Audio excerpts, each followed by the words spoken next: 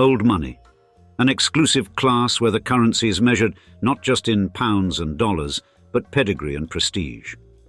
It's a mysterious sect of society where fortunes are as old as the hills and family trees are as intricately branched as the ones in their sprawling country estates. But where do these custodians of centuries-old fortunes most often meet each other? Naturally, in the most exclusive haunts, the private members' clubs that pepper the discreet corners of London, New York, Tokyo, and beyond. In today's tantalizing exposé, we're prying open the oak-paneled doors of these secretive social clubs. It's a world where the elite mingle, deals are struck, and the true art of living is perfected, all away from the prying eyes of the other half. So, join us today on this wild ride through the world of the well-heeled as we describe the secret clubs of old money families. Before we get into the particulars of which exact old money private club you'd like to join once you've got all your ducks in a row and social prestige ready to be splashed, let's initially give you a quick roadmap, a lay of the lavish land, if you will, of the step-by-step process for actually getting into an old money private club, if you so dare. Firstly, let's delve into the invitation process, a pivotal element, not just a mechanism for exclusivity, but a protector of the club's ethos. Consider it a lineage of selectiveness, where each new member must effortlessly merge into the fabric of the club's culture and values.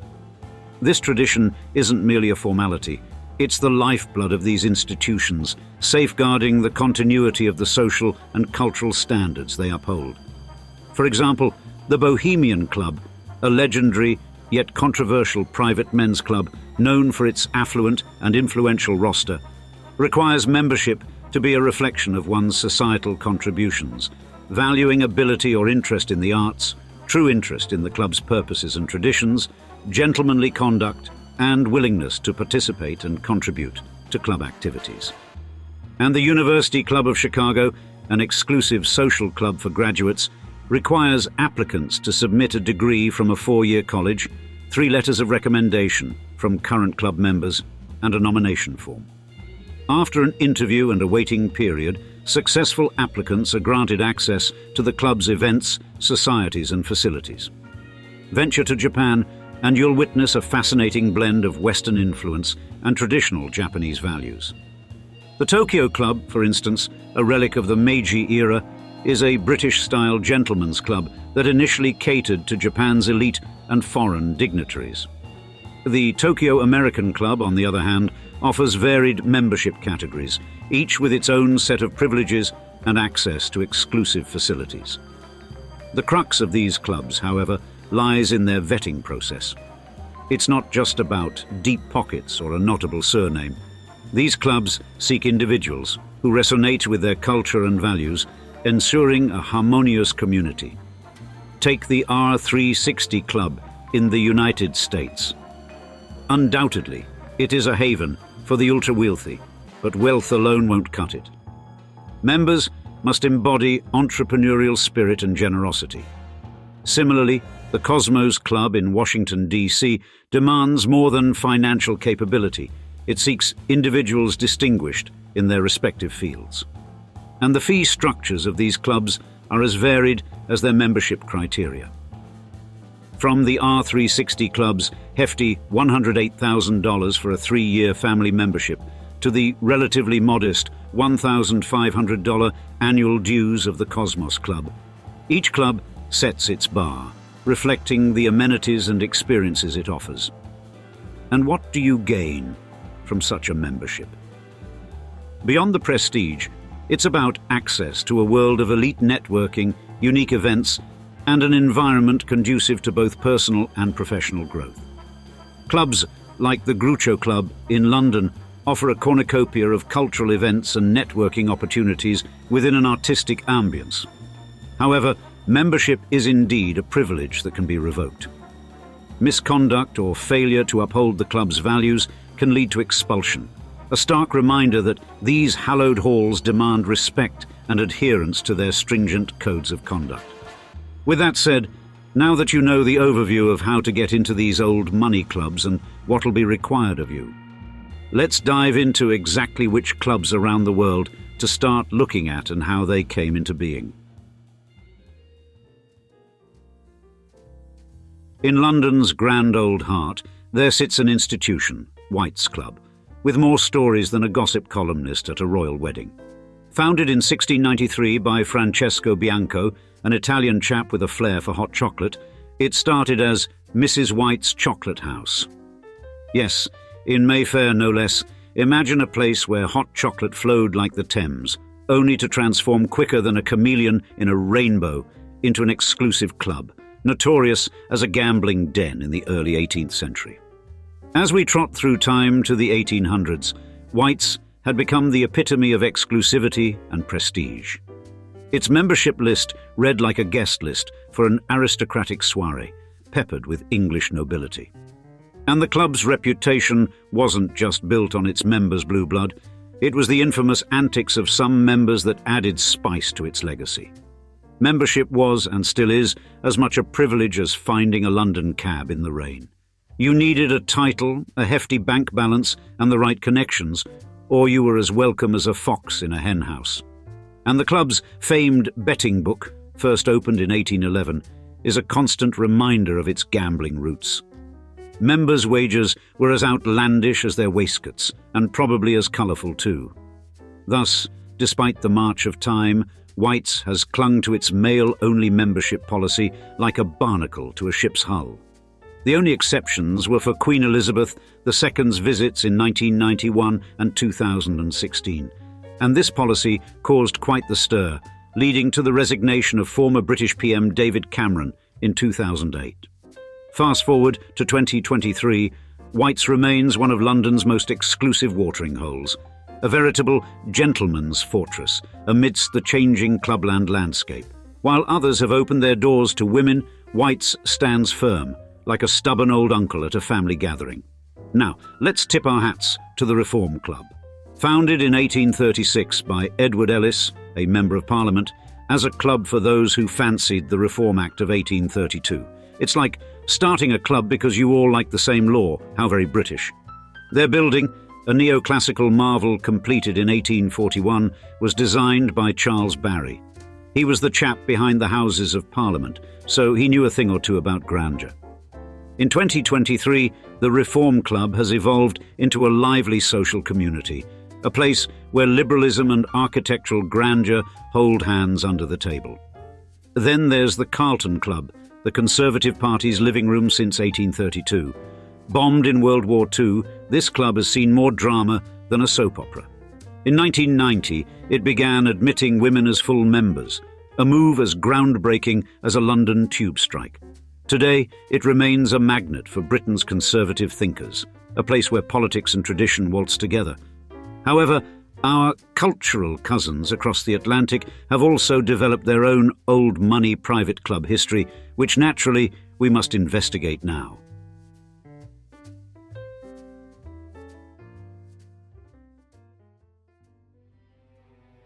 In the Big Apple, New York City, there stands, to this very day, a beacon of exclusivity and old-world charm, the Metropolitan Club. Founded in 1891 by the creme de la creme of society, including the illustrious J.P. Morgan, and flanked by the likes of the Vanderbilts and Astors, this establishment emerged as a direct challenge to the Union Club's monopoly on high society. The Union Club, after all, was New York's original bastion of wealth and social standing. But the Metropolitan Club, it was the new kid on the block, ready to ruffle some feathers. By 1894, the Metropolitan Club had its own palatial abode on Fifth Avenue, a masterpiece of Beaux-Arts architecture crafted by none other than Stanford White. The construction of this monument to opulence, which spanned 3 years and devoured nearly $2 million of member pledges, was an architectural event in itself, with its lavish exterior stonework swallowing a hefty chunk of the budget. Come the 1950s, the club was a hive of influence and power, its halls echoing with the footsteps of America's business and political titans. However, even the mighty Metropolitan wasn't immune to the shifting tides of time. As wealthy families migrated to the suburbs, the allure of urban social clubs began to fade. These days, the club still commands respect among New York's elite, although its influence isn't quite what it used to be. Its event spaces, where Gilded Age grandeur meets modern luxury, continue to host both cozy gatherings and lavish celebrations. Yet, it's not alone in feeling the winds of change. Clubs focused on a more WASP-centered demographic have all seen a dip in their societal sway since their heyday. Similarly, the Harvard clubs in New York City and Boston have stood as bastions of Ivy League camaraderie and prestige. The Harvard Club of New York, established in 1865, and its Boston counterpart, set up in 1908, have both expanded and evolved over the years. From guest bedrooms to squash courts, banquet halls to libraries, these clubs have strived to uphold their academic legacy while adapting to the times. However, even these venerable institutions haven't been immune to the gradual decline in the prominence of private social clubs. Despite this, they continue to be pivotal networking hubs for Harvard alumni, offering a plethora of events and programs, particularly for the younger graduates. And then there's the Bohemian Club of San Francisco, founded in 1872. Initially a sanctuary for artists, writers, and musicians, it eventually opened its doors to businessmen and entrepreneurs. Yet, despite its broadened membership, it has staunchly remained an all-male club. Its annual summer retreat at Bohemian Grove has been a source of both fascination and controversy, drawing in an elite guest list for what is essentially a 2-week networking bonanza, albeit shrouded in secrecy. In 2023, while the Bohemian Club continues to stir debate, especially with a recent lawsuit alleging unfair labor practices, it remains a significant junction where arts, business, and politics converge. The Bohemian Grove, with its mix of leisure and informal networking, continues to attract the who's who of various sectors. In the grand scheme of things, these clubs, the Metropolitan, the Harvard clubs, and the Bohemian Club, are more than just social venues. They're living chronicles of America's elite, their shifting priorities, and the relentless march of time. Each, in its own way, mirrors the evolution of society's upper echelons and stands as a reminder of an era when such clubs were the epicenters of power and influence. However, covering the Anglo-American world is only the tip of the exclusivity iceberg when it comes to old money members-only clubs. Let's journey over to the land of the rising sun to get a wholly different taste of what it means to be in the most elite of circles.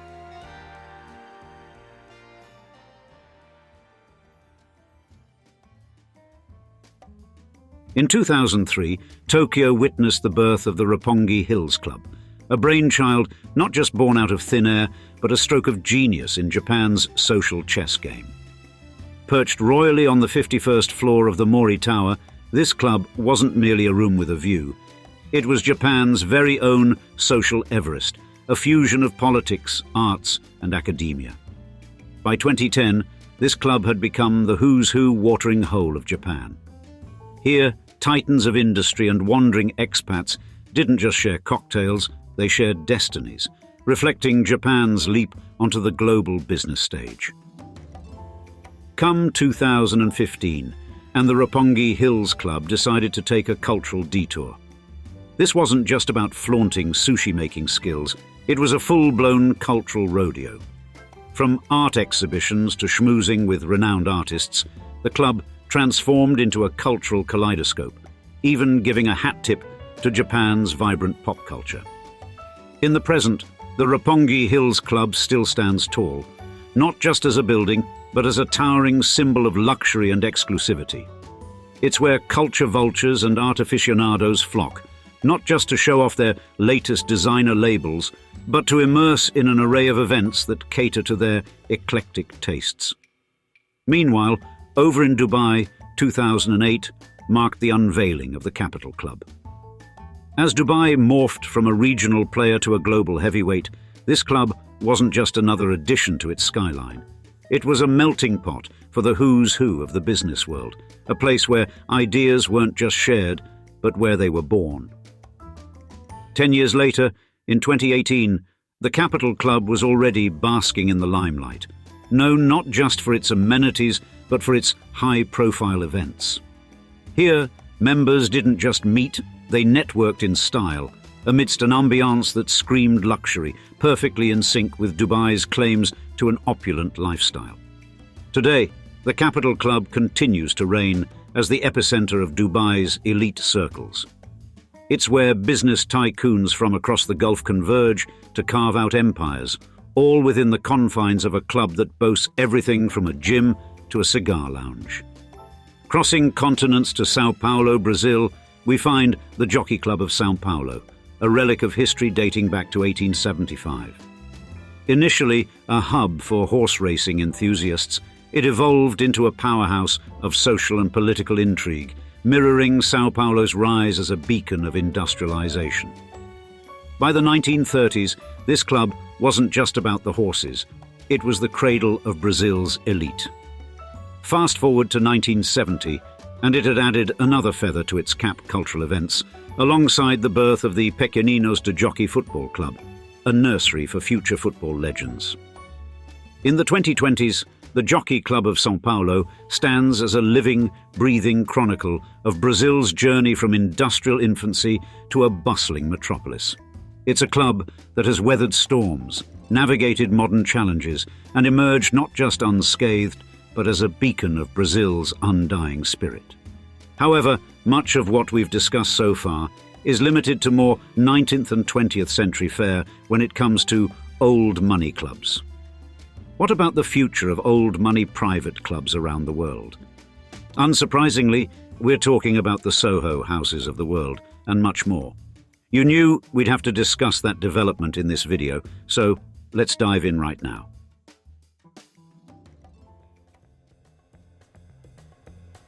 In the grand theatre of social clubs, Soho House's evolution from 2000 to 2010 reads like a script from a rags-to-riches blockbuster. Born in London, it wasn't content with the Queen's Land and leapt across the pond in 2003 to Manhattan's meatpacking district. Here, it transformed an ordinary building into a hive of creativity, complete with a restaurant, bar, cinema, spa, and yes, a heated rooftop pool. Because why settle for less?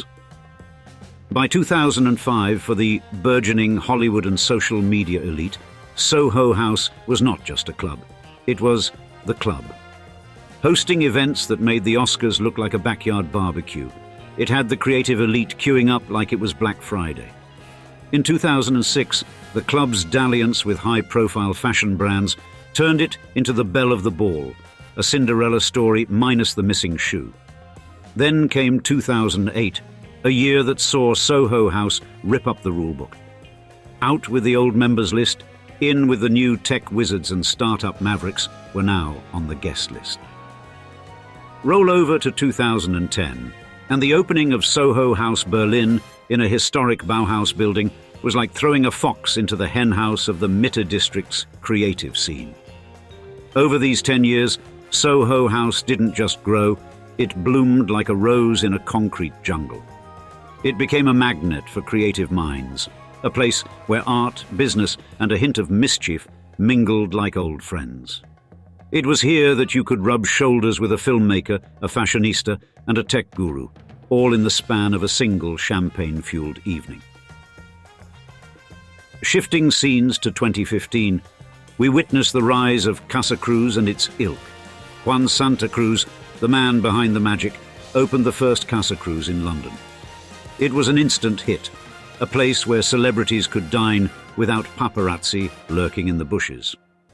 In 2019, the brand made its New York debut in a Beaux-Arts mansion on East 61st Street, offering memberships priced like a small island. The allure, dining rooms and event spaces adorned with artworks by Warhol, Hockney and Haring, a combination as classic as peanut butter and jelly. And Casa Cruz set the stage for luxury dining trends that made traditional fine dining seem like a fast food joint. Their members-only dining experiences combined gourmet cuisine with the kind of privacy usually reserved for secret government meetings. The venues were a visual feast, with interiors that screamed opulence and whispered sophistication. As 2020 dawned, these exclusive venues shifted gears, focusing on more intimate gatherings. Despite criticisms of elitism, they continued to draw in the wealthy like moths to a flame, seeking a dining experience that was as much about privacy as it was about the food. Meanwhile, down in Palm Beach, Florida, the decade was marked by private clubs clinging to tradition like a lifeline, while cautiously dipping their toes into modern waters. Clubs like the Bath and Tennis Club were exclusive like a royal wedding, with membership lists shorter than a haiku. By 2013, these bastions of tradition were sprucing up with modern amenities, because even the elite can't resist the charm of an upgraded pool deck. The Sailfish Club, for instance, became as high-tech as NASA's control room, albeit with better cocktails. Come 2016, clubs like the Breakers Palm Beach turned into networking hotspots. Here, business and politics danced a tango, cheek to cheek. In this 10-year saga, the private clubs of Palm Beach, like Soho House, managed to juggle tradition with modernity, exclusivity with a dash of inclusivity, all while serving as the stage for the social ballet of the elite. And now, we'd love to see you in the comments. Have you ever been inside, or dare we say, are you a current member of any of the private clubs listed in this video? We can't wait to hear from you, and thanks again for joining us for another episode. Cheers, until next time.